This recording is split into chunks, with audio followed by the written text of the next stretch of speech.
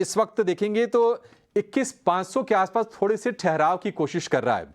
Sensex में है 5,200 अंकों की गिरावट और निफ्टी बैंक की बात करें 4,376।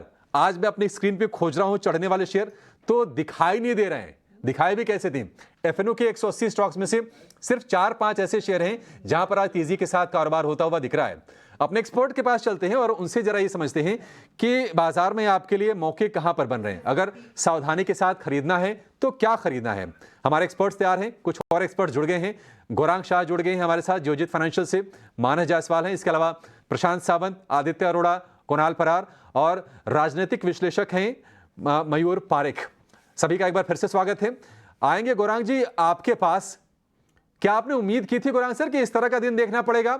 और दूसरी चीज कि अगर हमने ये दिन देख ही लिया है, 25% अगर ऐसे हैवीवेट्स टूट रहे हैं, पीएसयूज टूट रहे हैं, डिफेंस वाले शेयर, हालांकि वहां पर हमने मल्टीफोल्ड जंप भी देखे थे, तो अब करना क्या है? क्या पोर्टफोलियो बिल्डिंग की थोड़ी थोड़ी शुरुआत कर देनी है?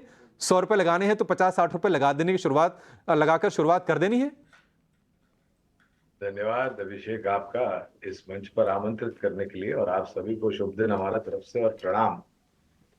तो 2008 के बाद हमने व्यक्तिगत स्तर पर एक चीज जो सीखी है वो है शेयर बाजार में नामुमकिन शब्द का प्रयोग नहीं करना चाहिए। सब कुछ मुमकिन है शेयर बाजार में। और जहां तक भारतीय राजनीति, चुनाव और नतीजों का सवाल है तो आज ये भी साबित हो गया है कि भले अमूमन सभी एग्जिट पोल ने 300 पार का आंकड़ा दिया था, लेकिन मौजूदा जो परिस्थिति है वो बिल्कुल विपरीत है। तो आज एक और सबक सीखा है कि राजनीति में भी में आपको नामुमकिन है ऐसा समझकर नहीं चलना चाहिए, सब कुछ मुमकिन होता है। अब आपका प्रश्न कि क्या यहाँ पर निवेशकों को निवेश करना चाहिए 100 रुपए में से 50 रुपए, तो मैं 50 रुपए की तो राय नहीं दूंगा, लेकिन हाँ 25 से 30 रुपया यानी कि 25 से 30% आप बिल्कुल यहाँ पर निवेश कर सकते हैं, बशर्ते कि आपका नजरिया लंबी अवधि का हो।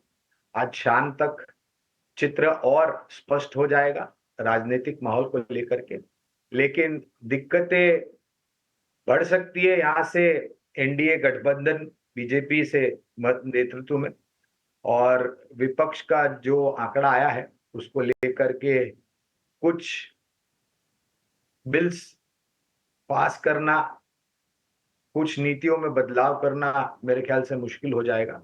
और अभिषेक ये भी देखना होगा कि अंतर्राष्ट्रीय स्तर से क्या प्रतिक्रिया आती है इस चुनाव को नतीजों को लेकर के। तो माहौल बिल्कुल थोड़ा कमजोर है, लेकिन निवेशकों को मुझे लग रहा है कि ज्यादा चिंता करने की जरूरत नहीं, बशर्ते कि आप अनुशासन के साथ निवेश करें, किस्तों में, थोड़े थोड़े किस्तों में निवेश करें। मैं आपसे जरा पता करना चाहता हूँ, इसमें पॉलिटिकल ब्लेंडिंग करके बोलिएगा।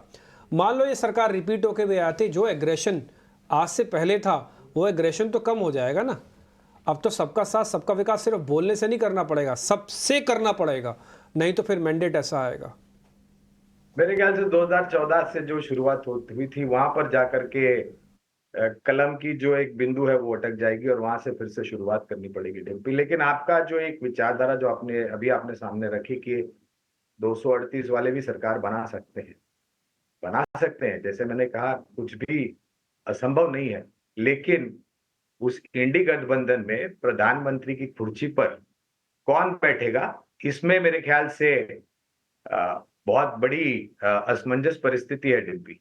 तो इतना आसान नहीं होगा इंडिया अलायंस को सरकार बनाने के लिए, भले फिर वो घोड़े इधर से उधर दौड़ाए डिम्पी, जिसे हम हॉर्स ट्रेडिंग कहते हैं, लेकिन इंडिया अलायंस को एक प्रतिनिधि प्राइम मिनिस्टर के रूप में एक मिलजुल के मत निकल के आए प्रधानमंत्री का नाम, वो परिस्थिति मुझे फिलहाल मुश्किल लग रही। तो चलो फिर आपसे इतनी बात होगी ना, तो गौरांग सर एक छोटा सा पॉइंट और बताओ।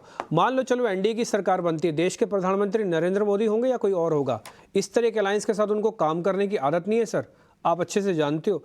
उन्होंने फुल फ्लैज होकर काम किया है, चाहे वो गुजरात हो चाहे फिर यहाँ पर हो, पहली बार अलायंस में काम करेंगे इस तरीके से।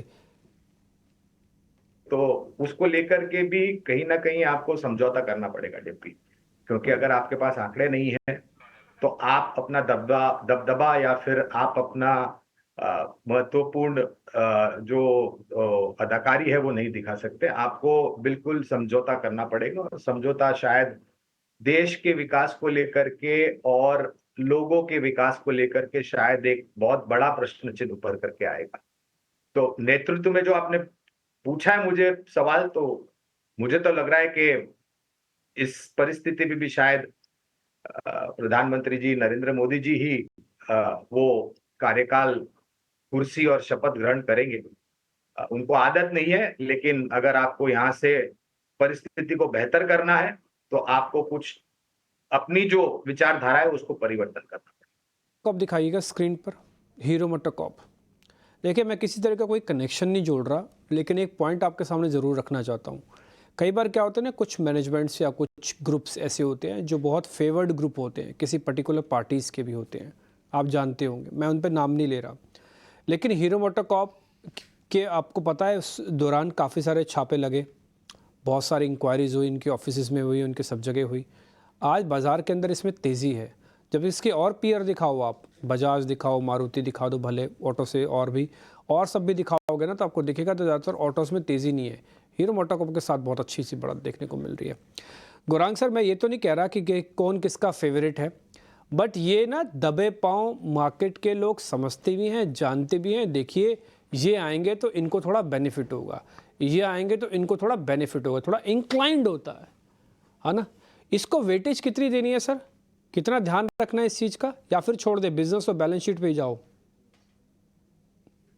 देखिए, आप ये प्रश्न बुनियादी तर्क के आधार पर जो हम मापदंड करते हैं, तो हम पॉलिटिकल वेटेज जितना नहीं देते हैं, हम कंपनी की काबिलियत, कारोबार को किस तरीके से आगे बढ़ाते हैं, विस्तार योजनाएं किस प्रकार से लेके आते हैं, स्थानीय मार्केट में या फिर विदेशी मार्केट में किस प्रकार का प्रतिस्पर्धा आती है, उसको लेकर के मार्केट शेयर में बढ़त घटत क्या होती है, ये आकलन होता है। पॉलिटिकल इन्फ्लुएंस डिब्बी मेरे ख्याल से असर करता है, लेकिन थोड़े समय के लिए, मेरी ये मानता है। अभी आप देख लीजिए, अडानी स्टॉक्स देख लीजिए, आप अंबानी स्टॉक्स देख लीजिए, अभी आप मुंजाल ग्रुप की बात कर रहे हैं, वैसे ही बजाज ग्रुप देख लीजिए, वैसे ही बिरला का आप ग्रुप देख लीजिए, या फिर टाटा ग्रुप या फिर गोदरेज ग्रुप, क्षमा चाहता हूं। इस पर ये राजनीतिक जो असर होता है, पॉलिटिकल इंटरफेरेंस या फिर पॉलिटिकल असिस्टेंस या पॉलिटिकल टेल विंड, आप जो भी कहना चाहें, वो थोड़े समय के लिए होता है। बुनियादी तर्क के आधार पर आप शेयर के दाम कंपनी के कामकाज के ऊपर तय होते हैं। पॉलिटिकल इन्फ्लुएंस मुझे नहीं लगता है कि ज्यादा इंटरफेयर करता भी है तो बहुत छोटी अवधि के लिए करता है। बिल्कुल, मैं यही पॉइंट पे आ भी रहा था। देखिए, बाजार ने पहले भी बहुत सारे ऐसे इवेंट्स जो बाजार में अनिश्चितता पैदा करते हैं, उनको डाइजेस्ट किया हुआ है। चाहे वो कोविड हो जाए, चाहे हमने 2008-9 में लीमन ब्रदर्स संकट भी देखा था, रशिया यूक्रेन वॉर भी देखा, लेकिन बाजार ने फिर रिकवरी दिखाई, और क्या सॉलिड रिकवरी दिखाई। आपसे ये जानना चाहेंगे सर, आज की जो गिरावट है, बहुत सारे लोग तो आएंगे भी कुछ कुछ खरीदने, ये बताइए कि सबसे पहले रिकवरी कहाँ पे आएगी? सबसे पहले कौन से स्टॉक्स निचले स्तर से सुधार दिखाना शुरू करेंगे? ये प्रश्न मेरे लिए, अभिषेक जी? जी जी जी। एक कल्पना या फिर एक धारणा लगा सकता हूं। ये कोई पत्थर पर लिखी हुई लकीर नहीं है, खींची हुई लकीर नहीं है, लेकिन वित्तीय क्षेत्र हमें लग रहा है, सरकारी बैंक, निजी क्षेत्र की बैंक, और जिस प्रकार से आज पिटाई सरकारी कंपनियों में हुई है, ये मेरे ख्याल से कुछ ज्यादा ही हो गया। खास करके रक्षा क्षेत्र हो या फिर बाकी अन्य क्षेत्र की कंपनियां, ऊर्जा उत्पादन वाली हो या फिर जो भी company, oil marketing, oil exploration, तो मुझे लग रहा है सरकारी कंपनियों में रिकवरी अच्छी हो सकती है, ऑटो सेक्टर में अच्छा हो सकता है, और एफएमसीजी, ये कुछ 4 या 5 प्राथमिक क्षेत्र है जहां पर अगर आप मुझे प्रश्न पूछते हैं, जैसे डीपी जी ने पूछा या आपने पूछा, 100 रुपए लगाना है, तो भैया अगर 100 रुपए ही लगाना है आपको, तो आप 4 हिस्सों में बांट दीजिए, 25 25 25 25, और ये इनमें से 4 क्षेत्र पसंद करके दिग्गजों से शुरुआत करके कुछ छोटे बजौले अच्छी कंपनी और मैनेजमेंट वाले कंपनी पे निवेश करें। चाहता हूं, बहुत से ऐसे लोग हैं जिन्होंने चुनावों तक का या चुनावों के बाद तक की रणनीति के हिसाब से अपने पूरी बाजार में पोजीशन ले रखी थी, और बहुत से ऐसे लोग हैं, जैसे हमने तमाम सेक्टर्स की भी चर्चा की, जिन्होंने इस तरह से तमाम जो स्टॉक्स हैं उन पर भी, खासतौर पे जो पीएसयू स्टॉक्स हैं और बाकी, क्या अब उन्हें अपनी रणनीति में थोड़े परिवर्तन की आवश्यकता है? क्या उन्हें थोड़ा रिकवरी का वेट करना चाहिए? जिन्होंने चुनावों तक की ही अपना नजरिया रखा था, उनके लिए क्या सलाह होगी? देखिए, हमने पहले भी बताया था कि छोटी मध्यम अवधि के लिए आप जितना हो सके मुनाफा समेट करके घर ले जाए। नतीजे आने के बाद 5 जून को आइए बाजार में और तब निर्णय करें आपको किस नजरिए से पैसे लगाना है। ये मैंने बहुत ही स्पष्ट रूप से हमारे ही चैनल CNBC, माफ करिएगा, ET नाउ स्वदेश पे मैंने बोला था और मैं अब भी यही कहूंगा आपको।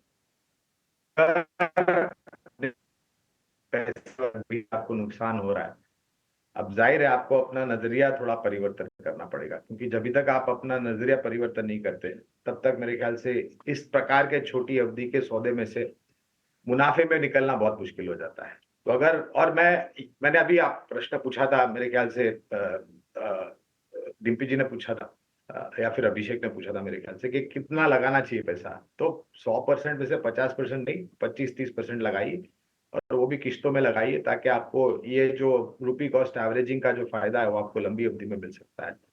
मैं फिर से यही कहूंगा कि ऐसे माहौल में छोटी मध्यम अवधि के लिए आपको पैसे लगाने की हिम्मत नहीं करनी चाहिए, क्योंकि संभवता है कि आपका जो अनुभव है छोटी मध्यम अवधि में वो इतना नहीं अच्छा होगा और जिससे शायद आपकी पूंजी को नुकसान होने की संभावना है।